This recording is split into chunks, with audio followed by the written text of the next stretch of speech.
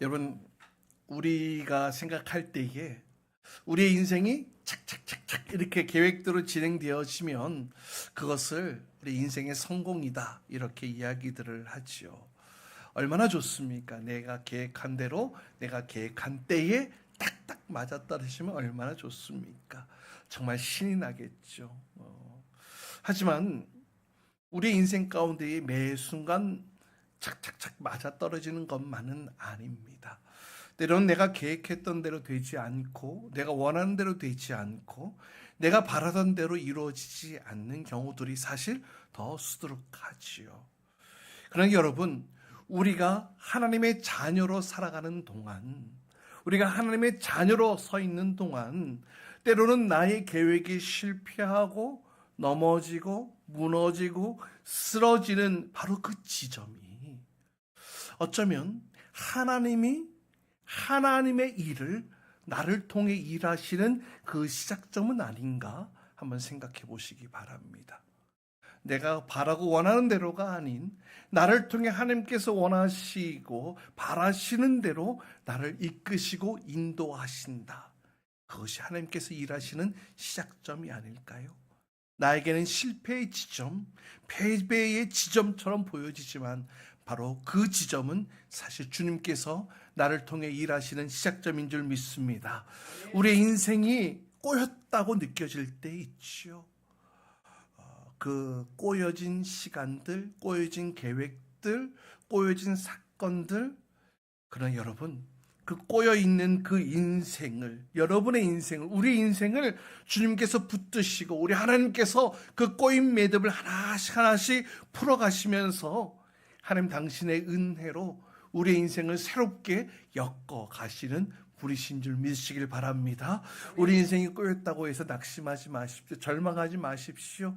주님께서 새로운 인생으로 우리의 삶을 엮어가고 계신 줄 믿습니다. 바로 우리가 읽은 이룻기의 내용이 바로 그러한 이야기들을 풀어가고 있는 마치 한 편의 드라마처럼 펼쳐지고 있는 것을 보게 됩니다. 우리가 룻기서 2장 말씀을 읽었는데요. 룻기서의 배경은 이렇습니다. 이 룻의 이 시어머니 이 나오미의 가족은 베들레헴에서 살았어요. 베들레헴, 예수님이 태어난 곳이기도 하죠. 이 베들레헴 어떤 뜻이 있느냐? 이 떡집이라는 의미를 가지고 있어요. 그러다 보니까 이 베들레헴이라는 곳, 하나님의 약속이 있는 풍요의 땅이었습니다. 그런데 그곳에 기근이 찾아옵니다.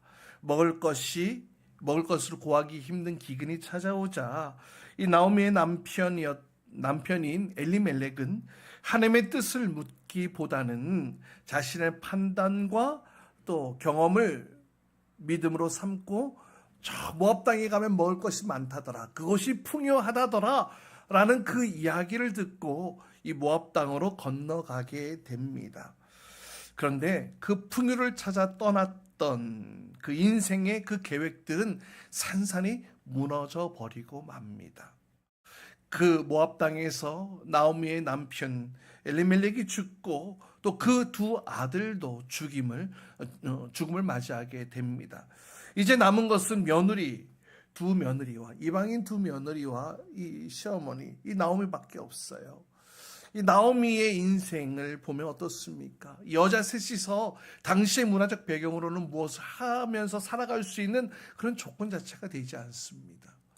정말 인생의 막다른 골목, 인생의 끝에 서게 되어진 이 나오미와 두 며느리, 모든 것을 다 잃어버렸습니다.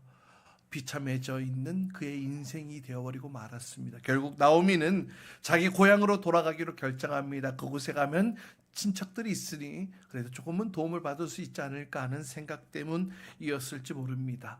근데 생각해보니까 이 젊은 두 며느리가 또 이방 여인이었거든요. 이방에서 얻은 여인들이었으니 이 두 젊은 며느리를 같이 데리고 가자니 인간적인 마음으로, 현실적인 마음으로 그들의 인생을 망쳐버린 것은 아닐까, 이런 생각이 들어서 두 며느리에게 너희 각자 갈 길, 살 길을 찾아 떠나라 라고 권유합니다. 그래서 며느리 중에 오르바는 그 시어머니 나오미 곁을 떠나게 되고, 그러나 남은 한 며느리 룻은 어머니의 하나님이 나의 하나님입니다라는 이런 고백과 함께 나오미 곁에 머물게 됩니다. 그리고 룻은 나오미의 그 인생의 어떤 비참한 역사의 한 장면으로 함께 들어가게 되는 것이 이 룻기 1장의 스토리의 배경 이야기입니다. 오늘 우리가 읽은 룻기서 2장 말씀은 이제 며느리 룻과 또 시어머니 나오미가 베들레헴에서 돌아와서 이제 그곳에서 정착하는 과정의 이야기를 담고 있습니다. 아무것도 없는 상황에서 고향 땅으로 돌아왔습니다. 먹을 것도 없습니다. 기업도 이미 다 잃어버리고 없는 상황입니다. 당장 굶어 죽게 생겼으니 먹을 양식이나 구하기 위해서 아무 밭이나 들어가서 그 떨어진 이삭들을 주어서 그것으로 끼니를 때우려는 그 이야기가 오늘의 본문의 시작입니다. 그 땅의 주인은 사실 추수 때에 이 가난하고 없는 자들을 위해서 이 떨어진 이삭들을 내버려 두었어요. 오히려 더 이렇게 많이 내버려 두기도 했다고 합니다. 그래서 가난하고 힘들고 배고픈 자들이 그 이삭을 주어서 양식을 삼을 수 있도록 그렇게 했는데요. 어떻게 보면 평범한 어려움을 겪는 가정, 그냥 힘들게 살아가는 그 일상, 소박한 삶의 모습들이 드라마처럼 펼쳐지고 있는 것이 오늘 룻기서 2장의 내용입니다. 그냥 힘들고 어렵고 가난하기 때문에 그냥 하루에 먹을 것들을 구해서 먹고 사는 이런 소박한 평범한 하루였죠.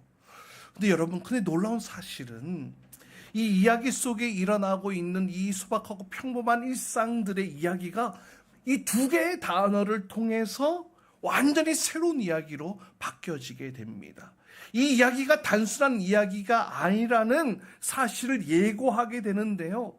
바로 그 두 단어가 3절, 4절에 나오고 있습니다. 3절에 우연히도 라고는 단어로 등장하고 4절에 그때의 마침이라고 표현되어지고 있습니다. 우연히, 마침, 이 두 단어가 이 평범한 일상의 이야기가 아주 특별한 이야기로 바뀌어지게 되는 단서를 제공하게 된다는 겁니다. 우리 인간으로 바라볼 때에는 모든 것이 우연처럼 이루어지는 것들이 참 많아요. 그래서 참 기가 막히다, 그래서 행운이 찾아왔다, 이런 표현도 쓰기도 하지요. 그러나 여러분, 하나님 안에 있는 우리 그리스도인들에게는 사실 모든 인생에는 우연이라는 것은 존재하지 않습니다. 왜 그런지 아세요? 하나님께서 당신의 사랑하는 백성들, 그 자녀들의 그 삶과 그 생명을 다 주관하고 계시기 때문입니다. 우리의 인생을 이끄시고 동행하시고 함께하시고 통치하시고 다스리는 분이 바로 우리 하나님이시기 때문입니다. 우리 인생의 모든 순간순간들이 다 하나님의 계획과 섭리 가운데 있음을 믿음으로 고백할 수 있기를 바랍니다. 그래서 3절 말씀 보세요. 3절 말씀을 보면 이렇게 얘기를 합니다.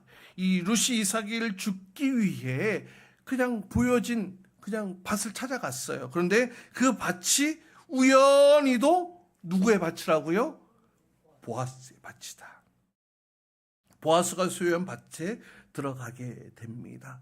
이 룻기 저자는 이 안에 막 드라마가 펼쳐지는 그 내용과 다르게 이 드라마를 보는 혹은 이 글을 읽는 독자들에게 배경들을 설명하고 어떤 그들의 감정과 어떤 그 속사정들을 막 설명하는 그런 드라마처럼 이 룻기를 좀 보시면 좋을 것 같아요.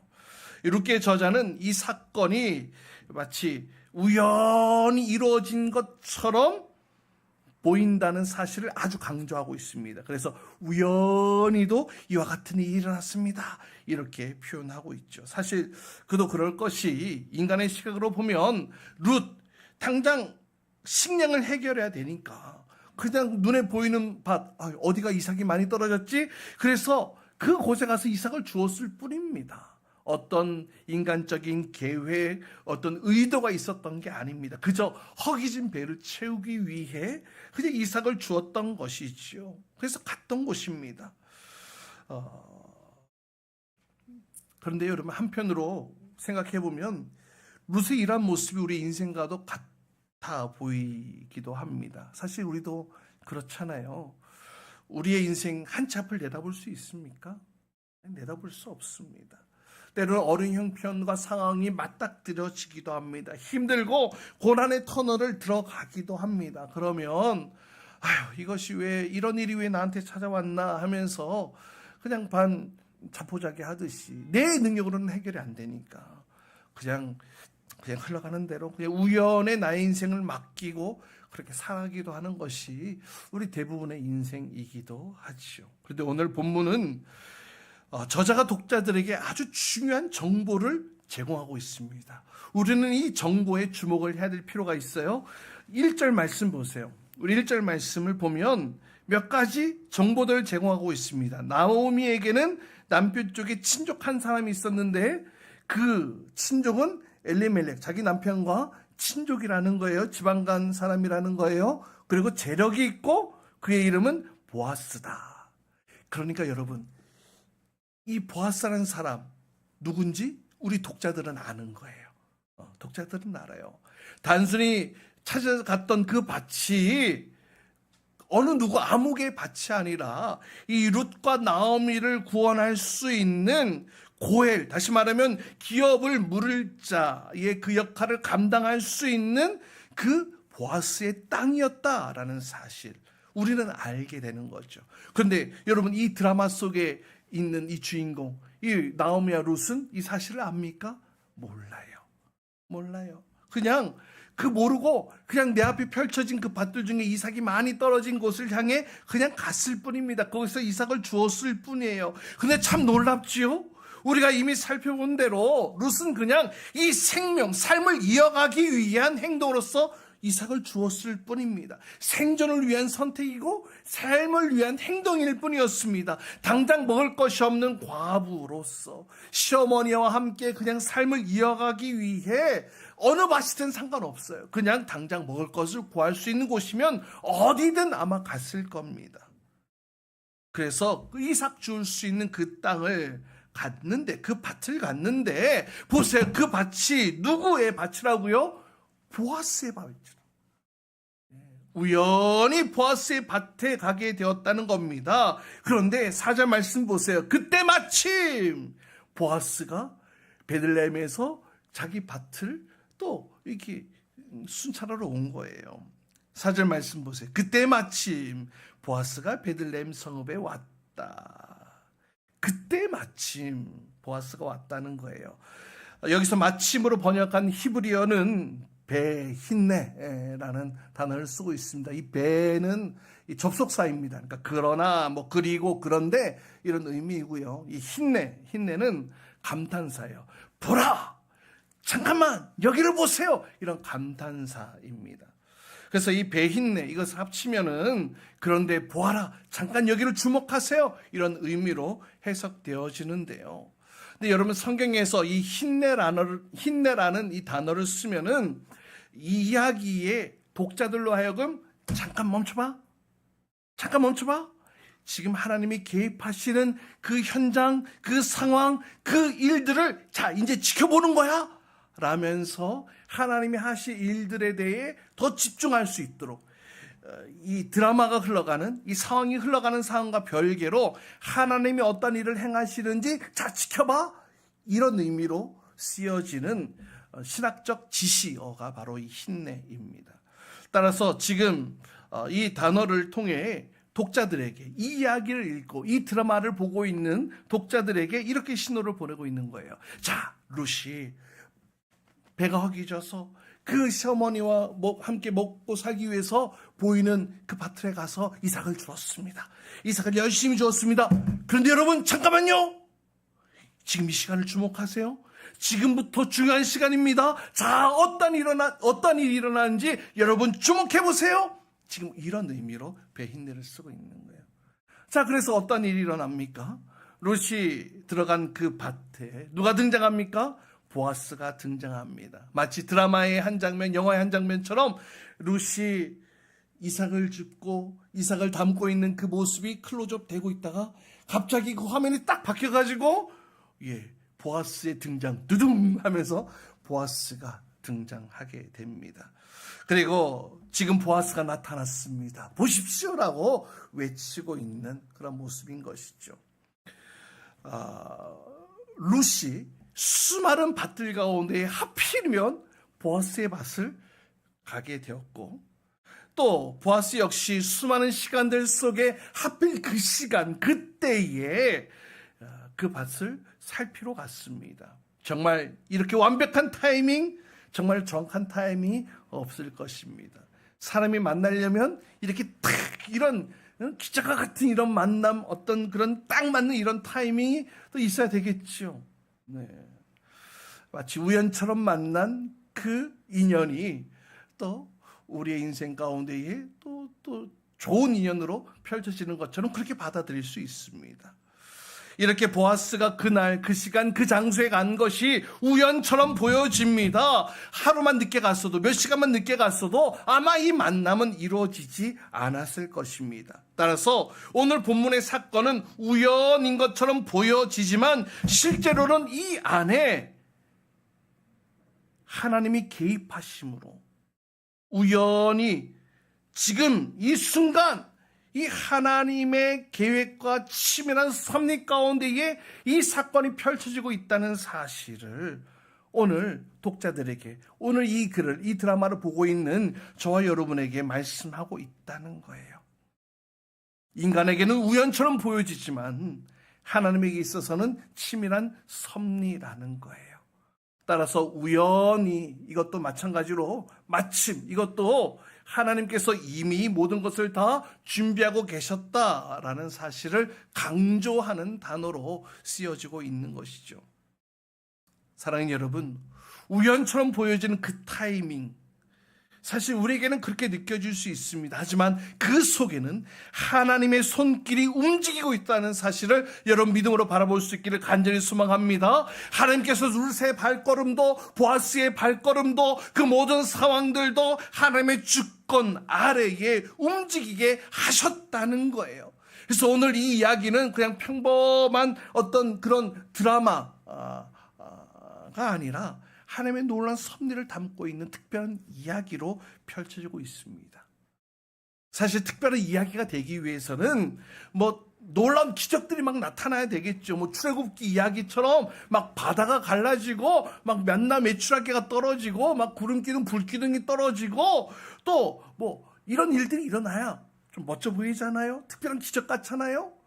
또 하나님께서 택하신 그 선지자를 통하여서 이스라엘 백성들에게 하나님의 그 장엄하고 위대한 그 하나님의 그 선포가, 그 특별한 계시가 막 부어지고 있는 그런 사건이 있는 그런 내용도 아닙니다.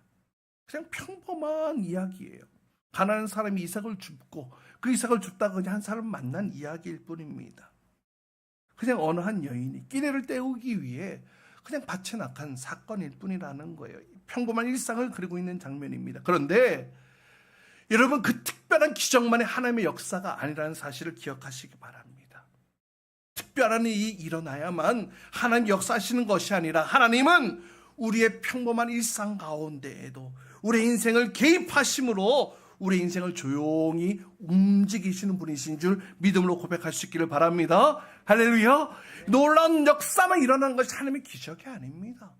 여러분의 일상, 하루하루를 살아가는 그 순간순간들 역시 하나님께서 여러분의 인생을 이끄시고 움직이시고 함께 하시는 놀라운 은혜의 시간들인 줄 믿으시길 바랍니다. 오늘 이 움직임이, 오늘 이 룻기의 저자는 우연히, 그리고 이 마침이라는 단어를 통하여서 더욱더 분명하고 선명하게 드러내고 있는 건데요. 사랑하는 여러분, 우리는 하나님의 역사하심을 어떤 특별하고 극적한 사건에서만 찾으려고 합니다. 그러나 오늘 우리가 본문에서 발견한 것처럼 그냥 먹을 것을 찾기 위해 밭을 찾아 나간 그 여인의 일상적인 발걸음 속에서도 하나님은 당신의 역사를 이루어가고 계신다는 사실을 기억하시기 바랍니다. 여러분의 인생 가운데에도 우연히 또 이 마침 이런 순간들이 있지 않았습니까? 우연한 만남, 예상치 못한 장소로 내가 가게 되어지고 그 속에서 어쩔 수 없이 내려졌던 결정들, 처음에는 이 모든 것이 다 우연처럼 느껴집니다. 우연히 잘 됐네. 하필이면 이런 일이 기쁨과 슬픔이 또 대조가 되기도 하죠. 근데 여러분, 그렇게 우연히 여러분의 인생 가운데 일어났던 일들을 한 걸음 뒤로 물러서서 한번 그 사건들을 다시 한 번 더 바라보시기 바랍니다. 그렇게 뒤돌아보면 무엇을 느끼게 되느냐?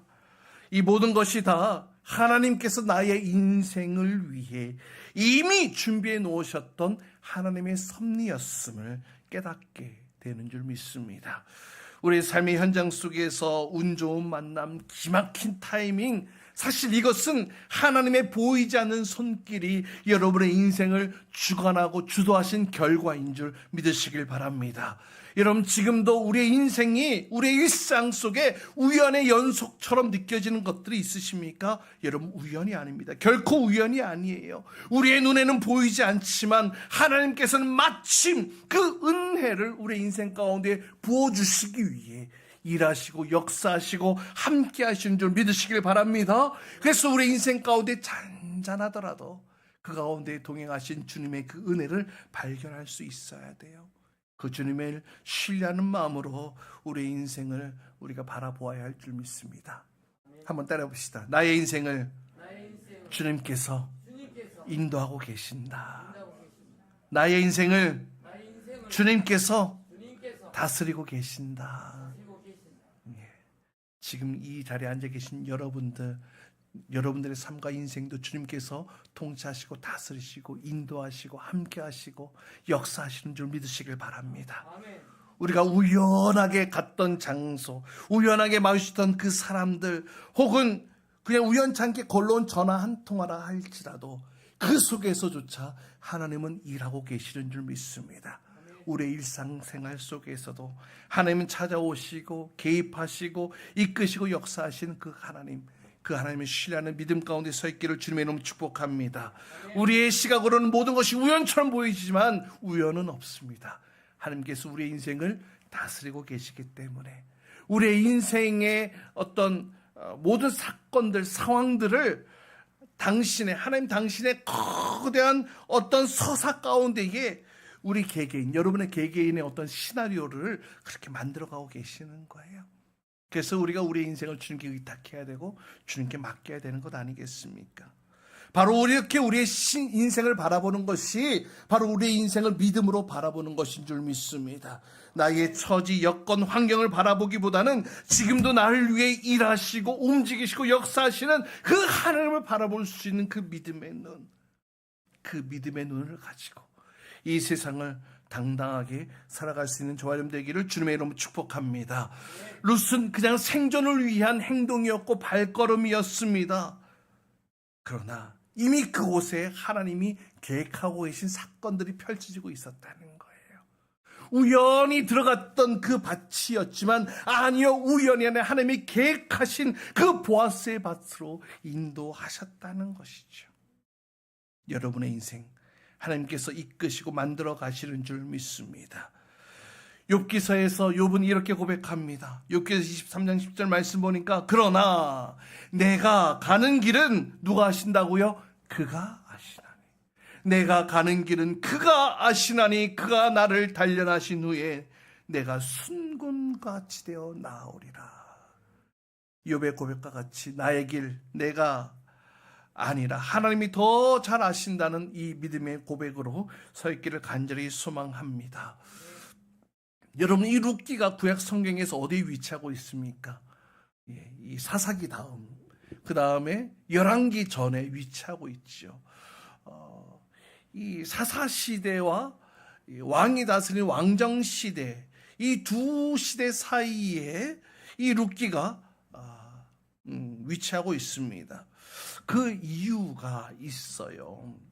왜 그러냐 하면 사장을 보세요. 룻기 사장에 보면 이런 족보가 나타나고 있습니다. 룻기 4장 21절 22절 말씀 보세요. 살몬이 누구를 낳고? 보아스. 오늘 본문에 나오는 그 보아스를 낳았다는 거예요. 보아스는 누구를 낳고? 오벳을 낳고. 오벳은 누구를 낳고? 이새를 낳고. 이새는 누구를 낳았다? 다윗. 예, 맞습니다. 여러분이 아시는 그 다윗 말하는 거예요. 다윗 왕 말하는 거예요. 다윗 왕까지 이어지는 이 족보 가운데에 마치 우연처럼 때마침 하나님께서 개입하시고 이루시는 이 이야기는 단순한 로맨스의 이야기가 아니라 하나님이 주권적으로 주도하시고 이끄시고 만들어 가시는 하나님의 그 역사의 주관자이신 그 하나님의 서사 가운데 펼쳐지고 있다는 그 내용을 여기 담고 있는 거예요. 이 사건을 통해 오벳이 태어나고 그 다음에 이새가 태어나고 다윗으로 이어지고, 그리고 이 다윗의 계보는 결국 누구에게까지 이어집니까? 예수 그리스도까지 이어지는 계보로 이어집니다. 이 놀라운 하나님의 섭리, 단순히 일상, 가난한 자의 그 일상을 다루는 것처럼 보여줬던 그 일상의 사건이 역사의 주관자이신 하나님께서 이 일을 통하여 다윗 왕까지 또 예수 그리스도의 계보에 이르기까지 하나님은 이와 같은 놀라운 계획을 가지고 이 사건을 이루어가고 계셨다는 겁니다. 오늘 본문에서 오늘 이 본문은 룻기 전체에서 어떤 큰 비중을 차지하는 그런 부분은 아닙니다. 이 사장처럼 하나님의 역사의 주관자 어떤 이런 의미를 담고 있는 것도 아닙니다. 그냥 일상의 이야기들을 풀어가고 있습니다. 그런데요, 오늘 본문이 우리에게 던져주는 메시지는 분명하게 한 가지가 있습니다. 그것이 무엇이냐 하면 따라해 봅시다. 하나님이 이미 일하고 계신다. 하나님의 역사는 이미 시작되었다. 그걸 말해주고 있는 거예요. 그냥 평범한 일상의 이야기, 그냥 한 남자 한 여자가 이렇게 우연히 만난 것처럼 느껴지는 이 사건이 하나님께서 이 가운데 이미 일하고 계신다, 이미 역사하고 계신다, 하나님의 역사는 이미 시작되어졌다라는 사실을 우리에게 보여주고 있는 것입니다. 다시 1절 말씀 보세요. 1절에 보니까 보아스에 대한 이력을 얘기를 하고 있습니다. 보아스를 설명합니다. 집안 사람이고 재력이 있는 사람이다 라고 얘기를 합니다. 어떤 사회적 지위 배경을 설명하는 것처럼 우리는 시각적으로 이렇게 우리가 보게 되는데요. 근데 여러분, 사실 이 이야기, 이 설명은 룻기 전체를 관통하고 있는 구속사의 개념으로 바라볼 때에는 아주 중요한 단서가 이 안에 숨겨져 있다는 것을 발견하게 됩니다. 룻기 전체를 관통하고 있는 구속사의 개념인 고엘 제도가 이 안에 숨겨져 있는 거예요. 기업을 물을 자라고 얘기를 하는 이 고엘 제도. 이 고엘 제도가 무엇이냐면 하나님의 자비를 구해낼 수 있는 법적 장치로 율법에 기록되어져 있는 내용입니다. 그러니까 하나님께서 각 지파, 각 가족, 각 가문에게 땅을 주셨잖아요. 그것으로 먹고 살 수 있도록 그 기업을 배분해 주셨어요. 그런데 이제 가정이 힘들고 어려움을 겪고 그러면서 그 땅을 팔고 이러면서 내가 가진 것조차 다 잃어버리게 되는 그런 상황, 어려운 상황에 처해질 수 있잖아요. 또 때로는 자손을 이어가야 되는데 자손을 이어가지 못하는 그런 절체절명의 상황, 대를 이어갈 수 없는 그 상황이 이루어질 수 있는 거잖아요. 그래서 하나님께서는 가족의 대가 끊어지지 않도록, 또 경제적인 어려움으로 해서 가족이 완전히 파괴되지 않도록, 무너지지 않도록 그런 장치를 허락해 주셨어요. 바로 그것이 계대 결혼이고 또 이 고엘 제도라는 겁니다. 그래서 공동체가 계속해서 존속할 수 있도록 해야 하는 의무이자 권리이기도 합니다. 그래서 고엘은 무르다, 빚을 졌던 것을 이제 무르는, 그리고 또 되찾다, 또 이런 의미도 가지고 있는 것을 보게 됩니다. 어쨌든 어려운 상황에 있는 친척을 구할 수 있는, 건져줄 수 있는 또 다른 친척을 의미를 하는 것이죠. 근데 구약 성경에 보면 이 고엘이 되기 위해서는 세 가지 필수 조건과 자격이 필요했습니다. 첫 번째는 무엇이냐면 그 고통받는 그 사람과 혈연 관계여야 하는 거예요. 친족이어야 하는 겁니다. 두 번째는 잃어버린 그 기업, 팔아버리고 빚을 져버린 그 기업, 그 땅을 되찾아줄 경제적 능력이 있어야 했습니다. 마지막 세 번째는 또 내가 굳이 그렇게 안 해도 되는데 내가 지불하고 내가 대가를 치러야 되잖아요. 그렇게 내가 지불하고 내가 대가를 치르더라도 자원하는 마음이 있어야 했다는 것입니다. 그래서 이 고해 제도를 통해서 대가 끊기고 경제적 능력을 상실한 가족과 가문이 다시 일어나게 하는 그런 요소로 하나님께서 제정하셨습니다. 근데 보아스가 바로 이 세 가지 조건을 완벽하게 충족함으로 절망 가운데 있는 나오미와 또 룻을 구원할 유일한 대안으로 등장했던 것입니다.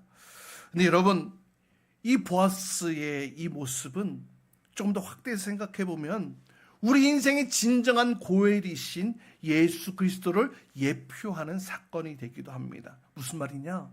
예수님은 우리가 스스로 갚을 수 없는 이 죄를, 그래서 그 죄로 인해 영원한 기업을 다 잃어버린 우리의 고엘이 되기 위해 우리와 같은 똑같은 육신의 몸을 입고 이 땅에 오셨지요. 죄가 없으신 그분께서 자신의 생명을 우리의 대속물로 내어주심으로 우리의 모든 죄값을 대신 치루어낼 수 있는 그 능력을 십자가에서 증명해 보여주셨습니다. 그 결과 우리는 자유케 되어졌고 영원한 생명을 누리게 되었죠. 무엇보다도 구의를 위해 우리를 사랑하시기에 스스로 십자가를 지시기로 자원하신 순종을 보여주셨습니다. 그렇게 우리 진정 고엘이신 예수 그리스도를 예표하는 사건이 되기도 합니다. 3절 말씀 보세요. 3절에서도 구속의 역사에 나타난 하나님의 놀라운 은혜의 선택을 보게 됩니다. 룻이 보아스의 밭을 알고 의도적으로 가지 않았어요. 선택한 것이 아닙니다. 그냥 우연히 이르렀던 것입니다. 누구의 밭인지 몰랐어요. 또 그 보아스를 만나게 된 것이 앞으로 어떤 만남으로 펼쳐질지 전혀 룻은 알지 못했습니다. 그냥 들어갔고 필요에 따라 그냥 이삭을 주었던 것입니다. 이런 룻의 모습을 통해 우리는 또 하나의 은혜를 발견하게 됩니다. 우리가 하나님을 먼저 찾아가지 않았음에도 불구하고, 우리가 먼저 하나님을 찾지 않았음에도 불구하고 하나님의 그 사랑의 손길이 우리에게 미쳐져서 우리가 그 은혜 영역으로 들어가도록 우리를 이끄시고 우리를 인도하신 하나님의 놀라운 섭리를 발견하게 됩니다. 우리의 공로 때문이 아니지요. 우리의 노력 때문이 아닙니다. 오직 하나님의 섭리에 의해 우리가 은혜의 자리에 이끌림을 받게 되었고 하나님의 자녀되는 선택을 받게 되어진 줄 믿습니다. 그래서 요한복음에서 이렇게 얘기를 합니다. 너희가 나를 택한 것이 아니다. 내가 너희를 택하여 세운 것이다. 너희가 나를 택한 것이 아니라 내가 너희를 택하여 세운 것이다. 여러분, 구원의 사건은 우리 인간이 하나님 나를 구원해 주세요, 나를 선택해 주세요, 이 구원의 사건은 인간의 선택으로 시작된 사건이 아니에요. 이 구원의 사건은 하나님의 사랑과 은혜가 선행되어진 사건이라는 거예요. 죽을 수밖에 없는, 절망 가운데 빠질 수밖에 없는, 도저히 갚을 길이 없는 그 죽음의 자리에 처해진 우리를 하나님의 사랑과 은혜가 부어짐으로 우리가 그 은혜 가운데에 하나님의 자녀가 되는 은혜를 누리게 된 사건인 줄 믿습니다. 사랑하는 여러분, 오늘 우리는 우연이라는 단어와 이 마침이라는 단어 속에 숨겨져 있는 하나님의 놀라운 섭리, 계획을 발견하게 됩니다. 우리 인생 가운데 깊이 개입하셔서 역사하신 하나님의 손길을 발견하게 됩니다. 여러분, 지금 여러분이 살아가는 인생의 시간들, 그냥 흘러가는 인생의 시간들이 아닙니다. 그 시간들 속에 하나님께서 이미 준비하시고 이루어가신 하나님의 섭리를 발견할 수 있기를 주님의 이름으로 축복합니다. 때로는 허리를 숙여서 이삭을 주어야 하는 그런 비천한 그 순간이라 할지라도 그 속에서도 하나님은 그녀에게 고엘로 보아스를 보내주셨어요. 그뿐만 아니라 그 구속의 역사를 이루시기 위해 우리의 진정한 고엘 대신 예수 그리스도까지 보내실 계획을 이미 이때부터 계획하고 계셨던 것 아니겠습니까?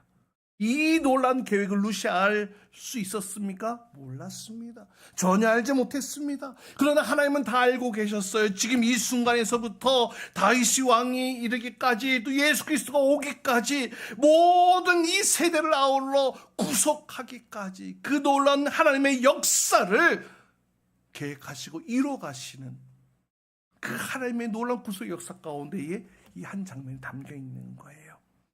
사랑하는 여러분, 이제 여러분의 삶을 한번 돌아보시기 바랍니다. 여러분의 인생 속에 예상치 못했던 일들이 찾아오고 또 그런 만남들이 있었고 때로는 길이 열리고 때로는 문이 닫히고 여러 사건들이 우연처럼 느껴졌던 그 순간들이 있었을 것입니다. 그러나 여러분, 그 우연들이 겹쳐져서 지금 여러분이 이 자리에 서게 되어진 줄 믿으시길 바랍니다. 하나님께서 그 우연을 가장한 하나님의 섭리로 여러분을 이 자리에 은혜 밭으로 이끄신 줄 믿으시길 바랍니다. 우리가 이 사실을 안다면, 우리가 이 은혜를 경험했다면 우리의 현실이 아무리 힘들고 어려워도 룻처럼 일어나 우리의 삶에 주어진 밭을 향해 나아가야 할 줄 믿습니다.